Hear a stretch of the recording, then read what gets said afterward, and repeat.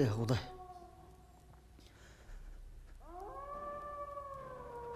Менен буга кандай айлатабын? Ушунча да өжөрү болосуңбу? Эмне кылып бер дейсиң?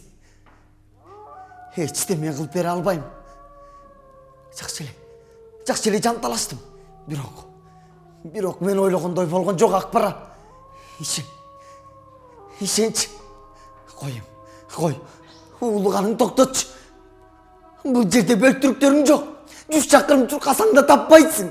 Аларды не максатып базар баякмага акчасын ичип салган.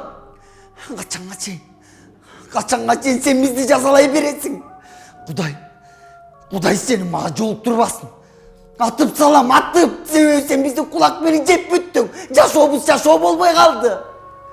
Сени өлтүрсөм, сенден кутуларым. Менин башыма түшкөн кырсыкты кордоп, оозуна келгенин айтып жаткандарды мен эмне кылам? Эң оңолу дегенде Акбарага кылайын, сен кетип калчы Суранам, кетип калчы, кет. Айлаганча алып калың кыйын, бирок кет. Себеби сени көздөн душманыбыз бир. Ал сенин балдарыңдан айырды. Мени болсо ара кеч, айбан, аракачыланган ооз менен көргө жерге чапкылап жүрөт. Муну ойлонгондо, анан ошол каргашалуу кырсык ага урганда, жапай тоонун арасында, жападан жалгыз муздун жаракасынан тырмактарым сыйрылып, эл назарлап кыйкырып жатканымды эстегенде жашоого тоюп кетем.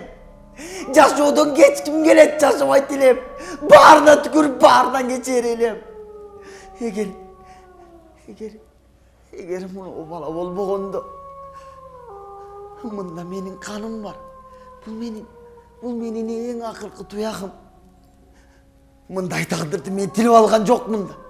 Маңдайга жазганын көрөт экенсиң. Алдыгы пиян кечти түшүнмөк түгүл. Аны костогон бизди партокта, баламды атасы калтырса ошондор дабалар канар эле. Мен сенин кантип акыбалың түшүнбөйүн, Акбара. Суранам кетип калчы, Акбара. Суранам кагылайын, Акбара. Кетип калчы, Суранам, кетип калчы, айлаганча акыбалың кыйын, бирок кет.